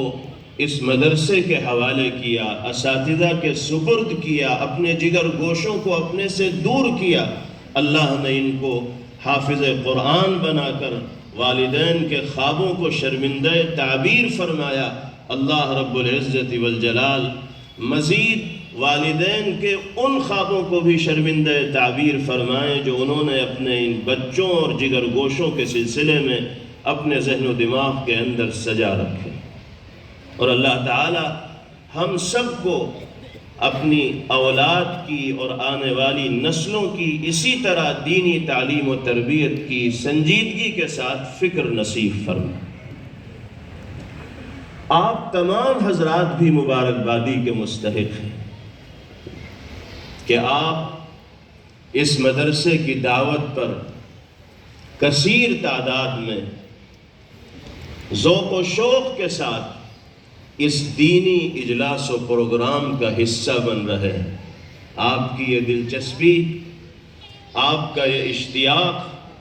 آپ کی محبت اس بات کی غماز ہے اور عکاس ہے کہ مدارس و اہل مدارس اور علماء امت کے سلسلے میں قدر و منزلت اور عقیدت و احترام کے جذبات آپ کے دلوں کے اندر پائے جاتے ہیں۔ اور یہ وہ سرمایہ ہے کہ جب تک امت مسلمہ میں اس حوالے سے عقیدت و محبت کے دیپ جلتے رہیں گے، اس وقت تک ہمارے اور آپ کے دین و ایمان کا سودا کرنے میں کوئی کامیاب نہیں ہو پائے۔ اس لیے کہ مدارس اسلامیہ اور مکاتب دینیہ اور علماء امت اللہ رب العزت والجلال کی جانب سے اس روئے زمین پر پیدا کردہ ہدایت کے وہ سرچشمے ہیں، کامیابی کے وہ مصدر و منبع ہیں کہ جو ان مراکز سے جڑ جاتا ہے، ان سرچشموں سے اپنے رابطوں کو مضبوط و مستحکم کر لیتا ہے، اللہ اس کو دین پر استقامت کی دولت سے مالا مال فرماتے ہیں اور وہ اپنی زندگی میں ایمانی تقاضوں پر عمل کو ترجیحات میں شامل رکھتا ہے۔ اللہ رب العزت والجلال نے اس مدرسے سے وابستگی اور تعلق کے شکل میں علماء کرام سے محبت اور ان کی قدر اپنے دلوں میں پیدا کرنے کی شکل میں اللہ نے آپ کو اس نعمت سے نوازا ہے۔ باری تعالی اسی جذبے کو اور اسی فکر کو اپنی نسلوں تک بھی ہمیں منتقل کرنے کی توفیق نصیب فرما۔ آپ حضرات اس مدرسے کی تاریخ سے واقف ہیں اور اس مدرسے کا جو نام ہے سراج العلوم، وہ حقیقتاً اسم بامسمہ ہے۔ اللہ نے ظلمت و تاریکی اور اندھیری کی چادر کو تار تار کرنے کے لیے علم کے اس چراغ کو سراج العلوم کی شکل میں اس سرزمین میں وجود بخشا۔ مجھ سے بہتر آپ جانتے ہیں کہ 1984 کا وہ ہلاکت خیز دور، جبکہ منصوبہ بند طریقے سے ملک دشمن اور اسلام دشمن طاقتوں نے اس علاقے سے مسلمانوں کو اجاڑنے کی پلاننگ کری تھی اور اس کے لیے آگ و خون کی ہولی انہوں نے اس علاقے کے اندر کھیلی تھی۔ اللہ رب العزت والجلال ہمارے اکابر و بزرگان دین کی قبروں کو نور سے منور فرمائے۔ اللہ نے فرشتہ بنا کر ان ناموافق اور مخالف حالات میں ان کو اس علاقے میں مسلمانوں کے لیے اور امت مسلمہ کے لیے سایہ دار شجر کی حیثیت سے بھیجا اور انہوں نے یہاں پر بسنے والے مسلمانوں کی ہمت بندھائی، ان کے حوصلوں کو مہمیز کیا، اجڑے ہوئے لوگوں کے لیے دوبارہ بسانے کا نظم کیا۔ جمعیت کالونی آپ کے یہاں قائم ہے اور وہ تاریخ کا ایک حصہ ہے۔ اسی موقع پر جمعیت الماہین کے سابق صدر محترم جانشین شیخ الاسلام فدائے ملت حضرت مولانا سید اسعد مدنی نور اللہ مرقدہ نے اپنی دور اندیش نگاہوں سے یہ سوچا کہ اس بستی میں اور اس علاقے میں علم کے کسی ایسے چراغ کو بھی جلانا ضروری ہے کہ ان بستیوں میں رہنے والے مسلمانوں کے یہاں اللہ کی جانب سے انعام اور تحفوں کی شکل میں جب اولاد آئے گی تو ان کو اس چراغ کی روشنی سے فیضیاب کرایا جائے اور علم دین کی اہمیت کو ان کے دل کے اندر بٹھایا جائے اور قرآنی تعلیم کے ماحول کو عام کیا جائے۔ چنانچہ حضرت فدائے ملت نور اللہ مرقدہ یہاں کے ذمہ داران سے، باغیرت اہل ایمان سے اپنے اس درد کا اور فکر کا اظہار کیا۔ اللہ کے نیک بندے اس سلسلے میں متحرک و سرگرم ہوئے اور ایک چھوٹی سی تعلیم گاہ کی شکل میں جس ادارے کی داغ بیل حضرت فدائے ملت نور اللہ مرقدہ نے ڈالی تھی، آج وہ ادارہ اپنے برگ و بار کس طرح پھیلا چکا ہے اور اللہ نے اس کے دائرے کو کس طرح وسعت عطا فرمائی ہے، آپ کھلی آنکھوں اس کا مشاہدہ کر رہے ہیں۔ اللہ تعالیٰ اس کو دن دونی اور رات چوگنی ترقیات سے سرفراز فرمائے۔ حضرت فدائے ملت نور اللہ مرقدہ کے لیے بھی باری تعالیٰ اس چمنستان علم کو صدقہ جاریہ بنائے، اور جو حضرات اس مدرسے کی کسی بھی طرح خدمت کرتے رہے، اس دنیا سے رخصت ہو گئے، اللہ ان سب کے لیے اس کو صدقہ جاریہ بنائے، اور موجودہ جو خدام ہیں اور منتسبین ہیں، متعلقین و محبین ہیں، اللہ رب العزت والجلال ان کے لیے بھی اس مدرسے کی خدمات کو رفع درجات کا باعث و ذریعہ بنائے اور اپنی بارگاہ میں تقرب کا اور قبولیت کا باعث و ذریعہ بنائے۔ ہمارے لیے یہ بڑی خوش نصیبی اور خوش بختی کی بات ہے کہ اللہ نے اس مدرسے کی برکت سے دین کی نسبت پر جمع ہونے کی توفیق اور سعادت میسر فرمائی ہے۔ حفاظ کرام کو اس اجلاس میں اعزاز سے نوازا گیا ہے۔ علماء امت اس مدرسے کے اندر تیار کیے جاتے ہیں۔ اس موقع پر میں اپنے حفاظ کرام بھائیوں سے بھی اور مدرسے میں زیر تعلیم طلبہ عزیز سے بھی اور قرآن و حدیث کا علم رکھنے والے اپنے تمام عزیز بھائیوں سے یہ عرض کرنا چاہوں گا کہ ایک حافظ قرآن ہونے کی حیثیت سے، عالم دین ہونے کی حیثیت سے، علم سے ادنا درجے کا تعلق رکھنے والا ہونے کی حیثیت سے ہمیں اپنی ان ذمہ داریوں کو ادا کرنا ضروری ہے جس کا حامل اللہ اور اس کے رسول صلی اللہ علیہ وسلم نے ہمیں بنایا ہے۔ سب سے پہلی ذمہ داری ہماری اور آپ کی یہ ہے کہ جو علم، جو نور، جو روشنی، جو تہذیب، جو سلیقہ، زندگی گزارنے کے جو اصول، اچھے انسان بننے کے جو گر اس مدرسے میں اساتذہ کے زیر تعلیم و تربیت رہتے ہوئے ہمیں سکھائے جا رہے ہیں، یہ جن کو ہم سیکھ رہے ہیں، یہ چیزیں، یہ تعلیمات، یہ علوم، یہ نور کی کرنیں، یہ روشنی صرف ہماری زندگی تک محدود نہ رہے بلکہ ہم دنیا کو بھی اس نور سے مستفید کرنے والے ہوں۔ جو سلیقہ ہمیں اس مدرسے سے ملا ہے، زندگی گزارنے کا جو دستور قرآن و حدیث کی روشنی میں ہمارے اساتذہ نے ہمیں دیا ہے، ہم اپنے علاقے میں بسنے والے ان بھائیوں تک اس سلیقے کو پہنچانے کی فکر رکھیں کہ جن تک براہ راست وہ تعلیمات نہیں پہنچی۔ اللہ نے اگر ہمیں براہ راست قرآن و حدیث کو سیکھنے کا موقع عطا فرمایا ہے، سمجھنے کا موقع عطا فرمایا ہے، تو اب یہ چیزیں ہماری زندگی ہی تک محدود نہ ہو بلکہ ہمیں دوسروں تک اسے پہنچانا ہے اور عام کرنا۔ یہ بات میں اپنی طرف سے نہیں کہہ رہا بلکہ یہ ارشاد ہے جناب رسول اللہ صلی اللہ علیہ وسلم۔ حضرت عبد الرحمن ابن ابزہ رضی اللہ تعالی عنہ اپنے والد گرامی سے نقل فرماتے ہیں کہ نبی کریم علیہ السلام نے ایک موقع پر ارشاد فرمایا، ما بال اقوام لا يعلمون جيرانهم ولا يفطنونهم ولا يأمرنهم بالمعروف ولا ينهونهم عن المنكر۔ کیا حال ہوگا ان لوگوں کا جو اپنے آس پاس رہنے والے لوگوں کو نور علم سے آشنا نہیں کرتے، خود حافظ بن بیٹھتے ہیں، خود عالم بن بیٹھتے ہیں، خود قرآن و حدیث کا علم حاصل کر لیتے ہیں، خود آیات قرآنیہ اور احادیث نبویہ کو سمجھنے کی صلاحیت اور ذوق اپنے اندر پیدا کر لیتے ہیں مدرسے میں رہنے کی برکت سے، لیکن اس نور علم سے وہ دوسروں کو فیض یاب نہیں کرتے۔ آپ ان پر اظہار افسوس فرما رہے ہیں کہ کیا حال ہوگا ایسے لوگوں کا جو اپنے آس پاس رہنے والے لوگوں کی فکر نہیں کرتے اور ان کو نور علم سے منور نہیں کرتے۔ وَلَا يُفَقِّهُونَهُمْ، کیا حال ہوگا ان لوگوں کو جو اپنے آس پاس رہنے والے لوگوں کے دلوں میں دین کی سمجھ کا ذوق اور شوق پیدا کرنے کی کوشش نہیں کرتے، ان کو دین کے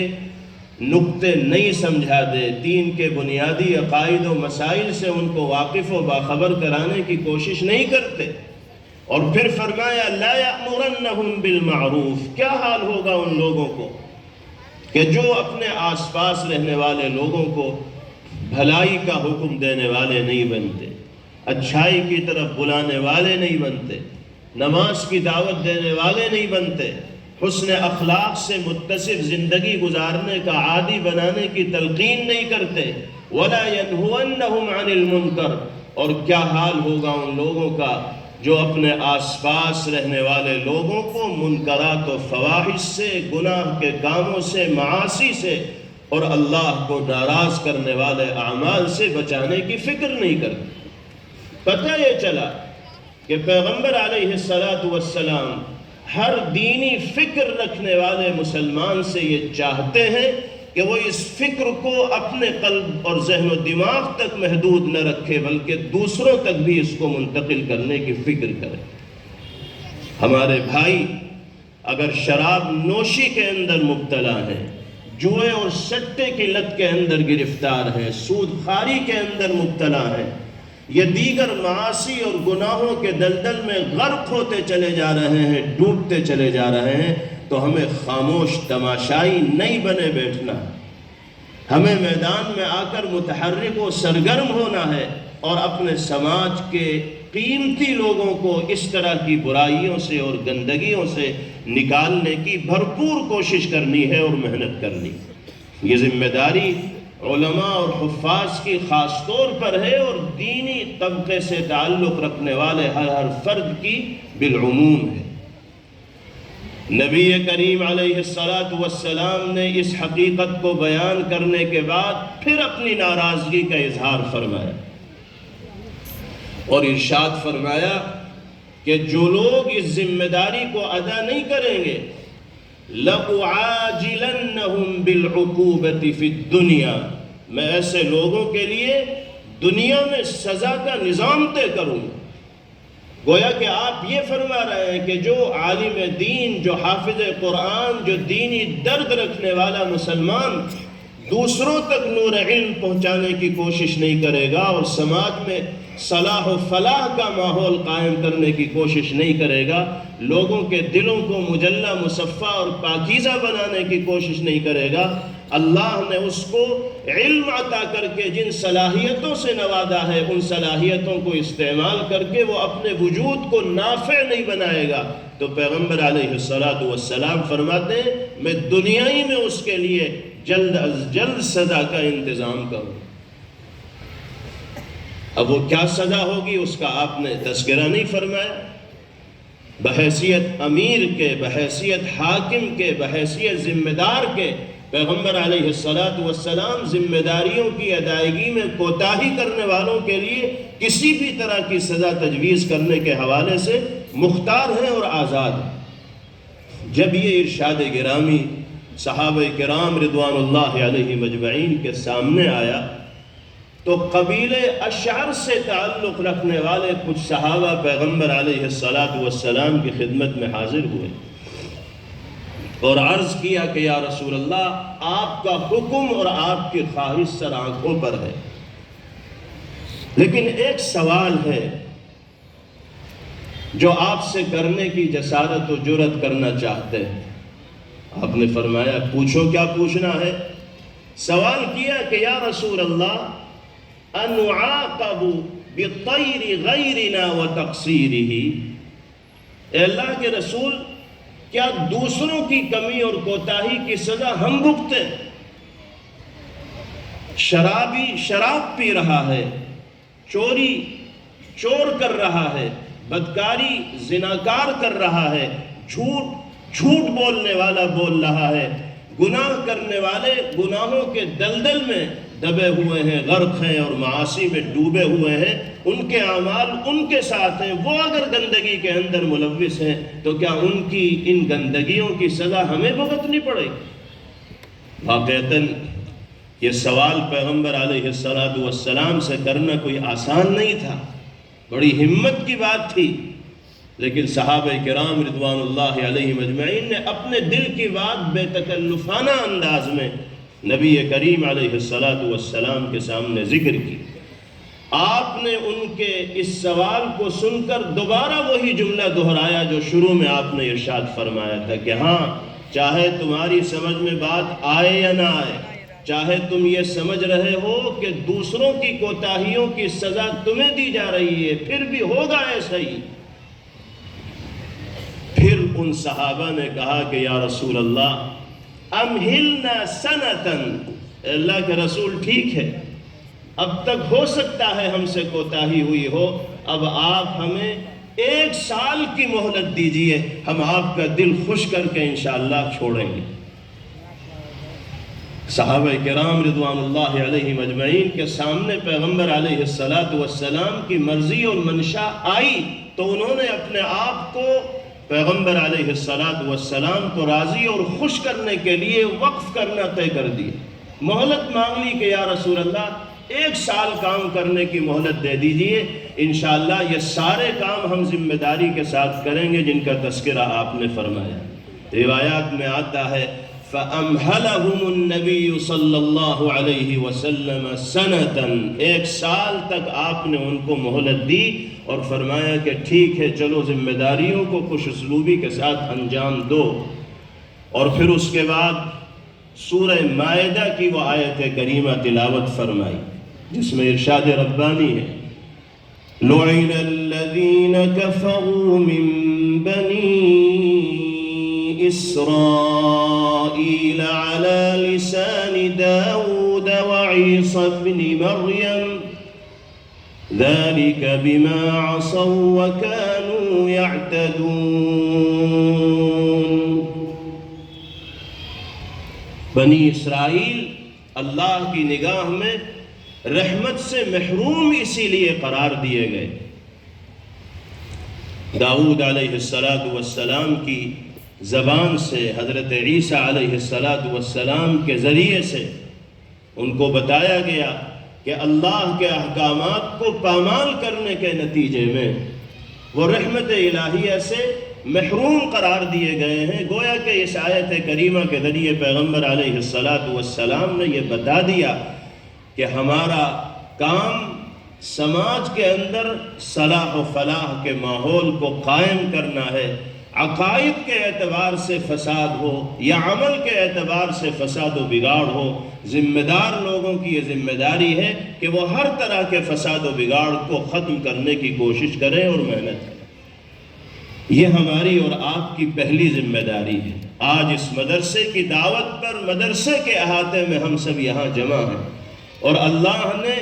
دینی فکر رکھنے کے نتیجے میں ہی ہمیں یہاں جمع ہونے کی توفیق میسر فرمائی ہے۔ ہم یہاں سے یہ عزم لے کر جائیں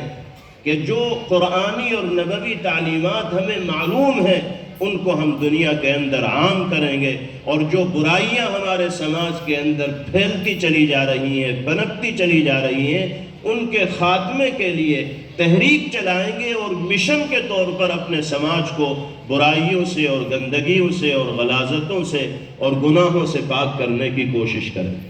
ایک بات تو یہ۔ دوسری بات،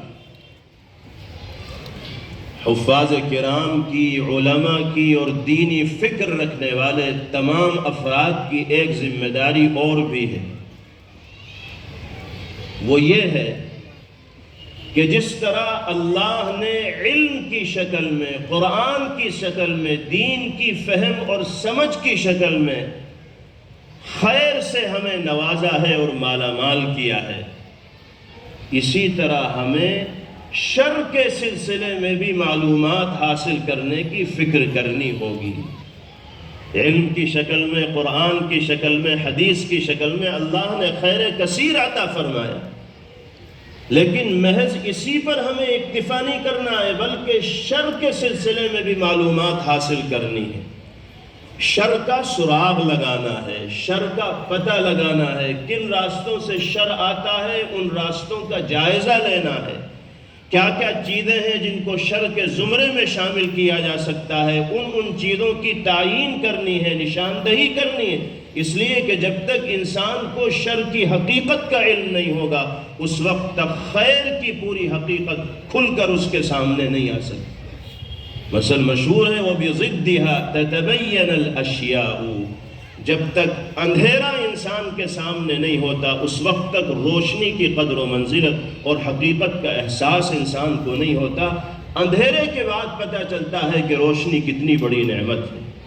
اللہ نے یقیناً ہمیں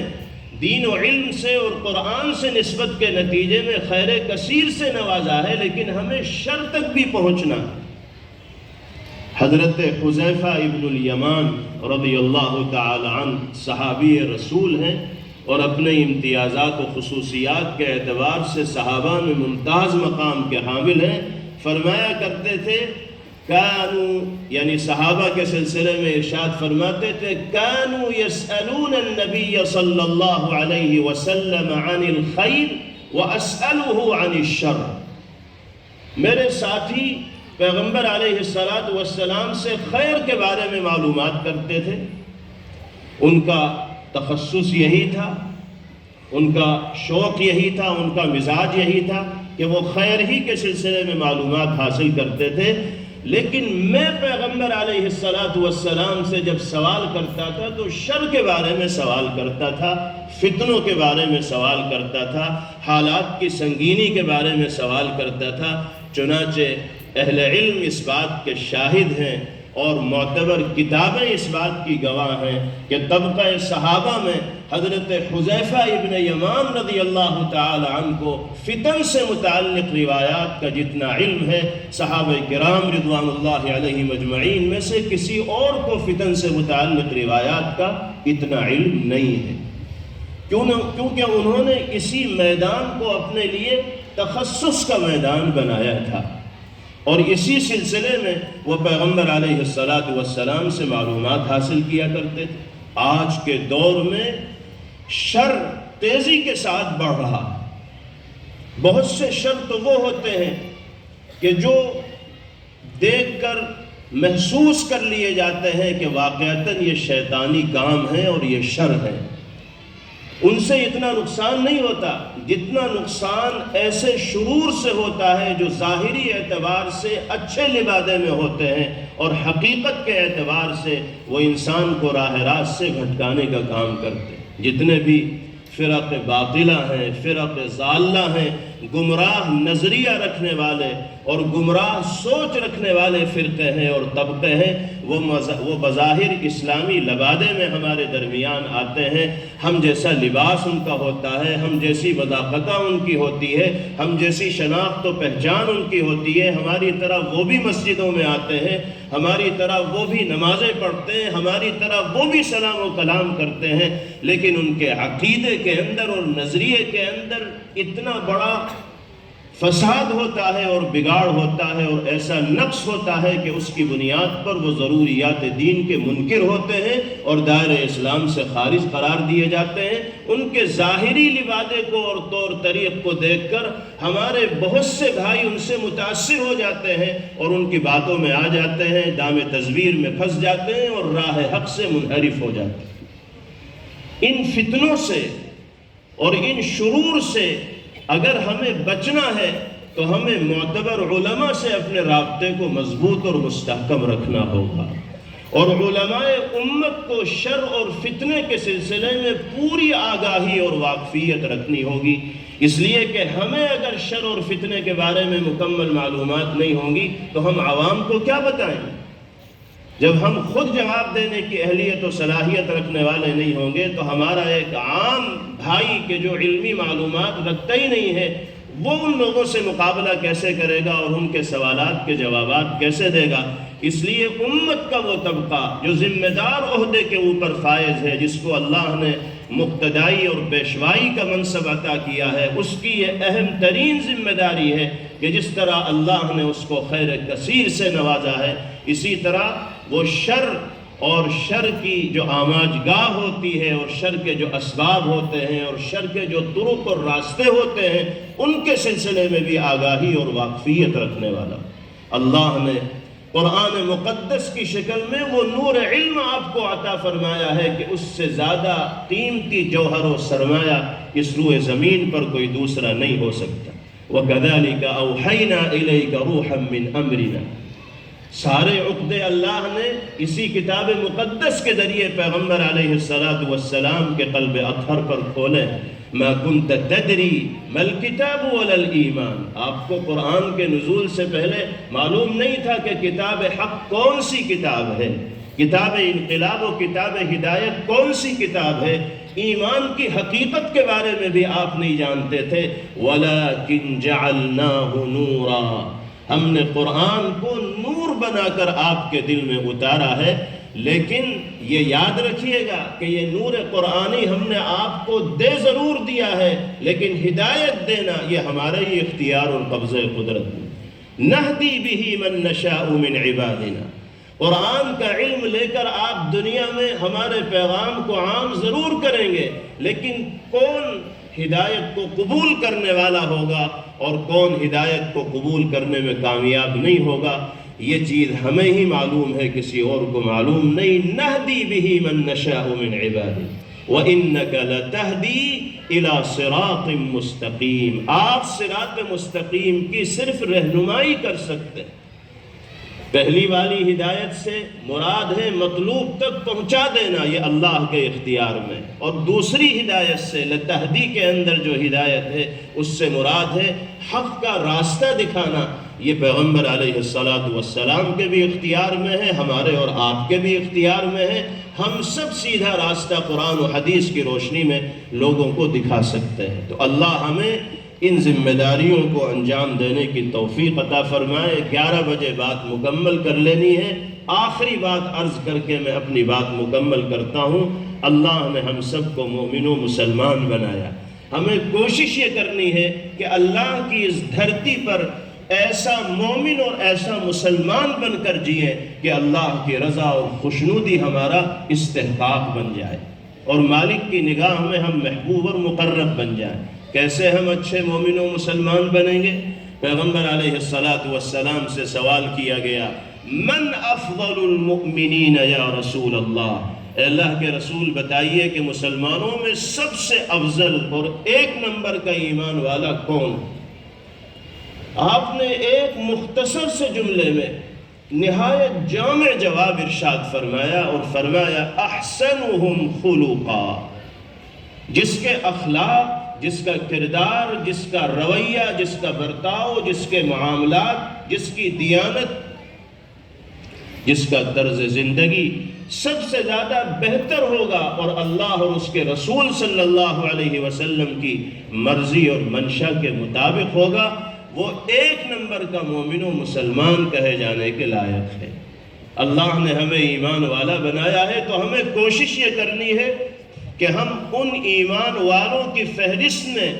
اپنا نام لکھانے میں کامیاب ہو جائیں جن کو زبان رسالت سے افضل المؤمنین کا تمغہ عطا کیا گیا ہے، لقب عطا کیا گیا ہے۔ اس کے لیے اپنے نفس کو مٹانا ہوگا، اپنے آپ کو فنا کرنا ہوگا، عاجزانہ اور تواضعانہ شان اختیار کرنی ہوگی اور ایسی پاکیزہ زندگی اس دنیا کے اندر گزارنی ہوگی کہ کسی کو ہماری ذات سے کسی طرح کی کوئی تکلیف نہ پہنچے، ہم دوسروں کو فائدہ پہنچانے کی فکر کرنے والے ہوں۔ نقصان پہنچانا یہ ہماری فطرت کے خلاف ہونا چاہیے، ہمارے مزاج کے اور شعار کے خلاف ہونا چاہیے۔ دیانت و امانت اور دوسروں کے دلوں کو جیتنے کی عادت یہ ایک ایمان والے کا مزاج ہونا چاہیے، شعار ہونا چاہیے۔ بددیانتی اور خیانت یہ اللہ کی نگاہ سے انسان کو گرا دیتی ہے۔ افسوس کی بات یہ ہے کہ آج امانت و دیانت کے اس معیار پر ہم کھرے اترتے نہیں دکھائی دیتے جو مسلمانوں سے مطلوب ہے اور جس کا نمونہ جناب رسول اللہ صلی اللہ علیہ وسلم نے دنیا کے سامنے عملی طور پر پیش کیا ہے۔ ایک حدیث میں پیغمبر علیہ السلام فرماتے ہیں یأتین علی الناس اقوام اخوان العلانیہ واعداء السریرہ، دنیا میں ایک دور ایسا آئے گا، ایک زمانہ ایسا آئے گا، ایسے لوگ دنیا میں بکثرت پائے جائیں گے جو دیکھنے میں تو ایک دوسرے کے ہمدرد ہوں گے اور بھائی محسوس ہوں گے، لیکن حقیقت میں وہی چوراہے پر کھڑے ہو کر پیٹھ میں چھرا گھونپنے کا کام کرنے والا ہو۔ سامنے آئے گا تو ایسی اچھی گفتگو کرے گا اور ایسی ہمدردانہ اور خیر خواہانہ بات چیت کرے گا اور اس طرح آئینے میں اتارے گا اور یہ میسج اور پیغام دے گا کہ اس سے زیادہ ہمدرد تو ہمارا کوئی ہے ہی نہیں، اور جہاں موقع ملا جڑیں کاٹنے میں وہ بھی سب سے آگے دکھائی دے گا۔ آج بد اعتمادی کے اسی دور سے یہ دنیا گزر رہی ہے۔ بد اعتمادی کا یہ عالم ہے کہ بھائی بھائی پر بھروسہ کرنے کو تیار نہیں، باپ اولاد پر بھروسہ کرنے کو تیار نہیں، شوہر کا بیوی سے بھروسہ اٹھ گیا، بیوی کا شوہر سے بھروسہ اٹھ گیا، اور خونی رشتہ داریوں کے اندر ایسی دراڑ پیدا ہو گئی اور ایسی کھائی پیدا ہو گئی کہ اسے دور کرنا اور بھرنا مشکل ہو رہا ہے، دو بھر ہو رہا۔ اس کی وجہ یہ ہے کہ ہم نے اپنے کردار کو کردار نبوی سے دور کر لیا ہے۔ ظاہر ہمارا کچھ ہے، باطن ہمارا کچھ ہے۔ جناب رسول اللہ صلی اللہ علیہ وسلم فرماتے ہیں ان اشر الناس عند اللہ یوم القیامت ذا الوجہین یأتی ہؤلاء بوجہ وہؤلاء بوجہ، قیامت میں اللہ کی نگاہ میں موجود لوگوں میں سب سے بدتر انسان وہ ہوگا جو دو چہرے رکھنے والا ہوگا۔ اس کے پاس ایک چہرے سے جاتا ہوگا، اس کے پاس دوسرے چہرے سے جاتا ہوگا، گرگٹ کی طرح رنگ بدلتا ہوگا۔ آج دنیا میں ایسے ہی لوگوں کی پوچھ ہے جو ہر جگہ جا کر اپنی سیٹ بک کرا لیتے ہیں۔ دنیا کہتی ہے کہ بھئی یہ بڑا جگاڑو آدمی ہے، ہر جگہ اس کی گاڑی چلتی، حالانکہ اس کا ظاہر کچھ ہے اور باطن کچھ ہے۔ انسان کی کہ دل میں جو ہو زبان پر وہی ہونا چاہیے، اور ظاہر و باطن کے اندر یکسانیت ہونی چاہیے، اور دیانت و امانت کا ثبوت انسان کو پیش کرنا چاہیے۔ سب کو ایک دن اللہ کی بارگاہ میں حاضر ہونا ہے۔ کس نے کون سا کام کس نیت و ارادے سے کیا ہے دنیا چاہے نہ جانتی ہو، لیکن اللہ سب کچھ جانتے ہیں، وہ دل کے راز اور بھید کو جاننے والے ہیں۔ اللہ تعالی ہم سب کو ہر طرح کے نفاق سے محفوظ فرمائے اور ایمان کامل کی دولت سے باری تعالی ہم سب کو مالا مال فرمائے۔ وآخر دعوانا ان الحمد للہ رب العالمین۔ ماشاءاللہ حضرت نے بہت ہی جامع، قیمتی، مدلل بیان سے ہم سب کو سرفراز فرمایا۔ درد دل کے ساتھ آپ بیان فرما رہے تھے، دل سے جو بات نکلتی ہے اثر رکھتی ہے، پر نہیں طاقت پرواز مگر رکھتی ہے۔ اب میں بغیر کسی تمہید کے حضرت سے درخواست بھی کرتا ہوں کہ آپ دعا فرمائیں، آپ کی دعا پر اس اجلاس کا اختتام ہوگا۔